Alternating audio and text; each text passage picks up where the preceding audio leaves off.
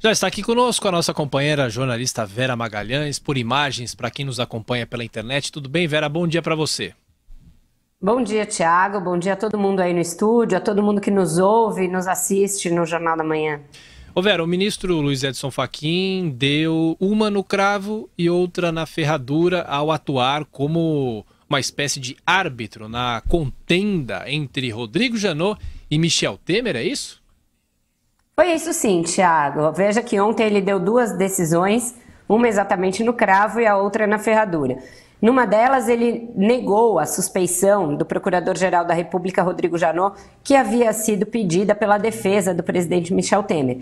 Disse que não havia indícios da tal perseguição implacável que Janot promoveria contra Temer. Afirmou que o simples fato dele ter dito que enquanto houvesse bambu haveria flecha não corresponde a uma afirmação política ou de perseguição política, e disse que não poderia entrar no mérito de se a primeira denúncia apresentada por Janot contra Temer era ou não consistente, uma vez que a Câmara decidiu que ela deveria ser arquivada e nem ser analisada pelo Supremo. Então ele manteve Janot à frente da Procuradoria, negou a possibilidade de que ele fizesse ali novas denúncias, e isso deve ir a plenário, porque a defesa do presidente anunciou que vai recorrer. E a que ele deu na ferradura foi a devolução da delação premiada do doleiro Lúcio Bolonha Funaro para que Janot faça reparos ao acordo. O que se sabe, e é pouco, porque essa delação segue sob sigilo, é que uma das cláusulas que teria dado problema foi o pedido da Procuradoria-Geral da República para que Funaro fosse isento, tivesse imunidade em ações de improbidade.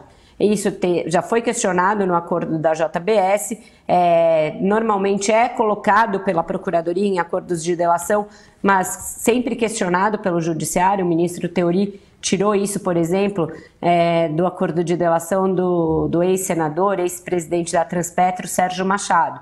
Então, uma das cláusulas que deu problema é essa. É inédito se devolver uma delação? Não, não é inédito, é até bastante comum. Teori Zavascki costumava devolver e quando elas voltam com os reparos, normalmente elas são homologadas. Mas é uma espécie de freio de arrumação que o ministro Fachin dá para que não pareça que ele está tão afinado com o procurador Rodrigo Janot, Thiago. Ô Vera, o fato de Luiz Edson Fachin ter devolvido a delação do doleiro Lúcio Funaro à Procuradoria-Geral da República mostra um cuidado maior do Supremo com a homologação desses acordos? É assim que a gente deve entender?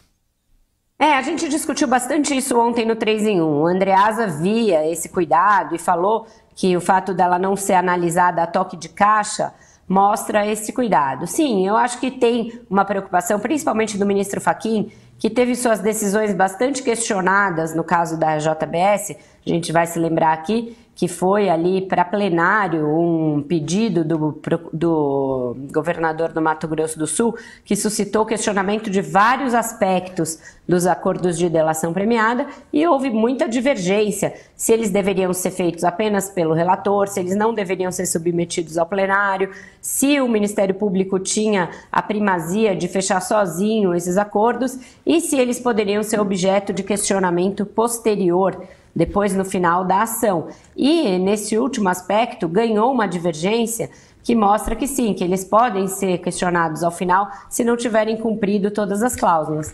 Então a impressão que se tem, e a apuração também, conversando aí nos bastidores, é que sim, que o ministro Fachin adotou um tom mais cauteloso. Não que isso não queira dizer, não que isso queira dizer que a delação do Lúcio Funaro não vai ser homologada, mas provável é que ela seja.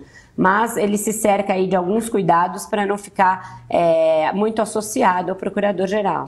Ô Vera, para a gente fechar, uma vez homologada a delação, Fachin deve apresentar uma ou duas denúncias em que prazo, hein, Vera? Janot, ele deve apresentar uma ou duas denúncias, ainda não se tem certeza, porque tem 2 inquéritos abertos contra o presidente. Um deles diz respeito à tentativa de obstrução de justiça, já em virtude da delação da JBS, e o outro é o tal quadrilhão do PMDB. Ele pode simplesmente juntar tudo e fazer uma denúncia mais robusta, ou apresentar duas, uma sendo por obstrução de justiça e outra por crimes correlatos ali com o quadrilhão do PMDB, mas ele depende dessa homologação.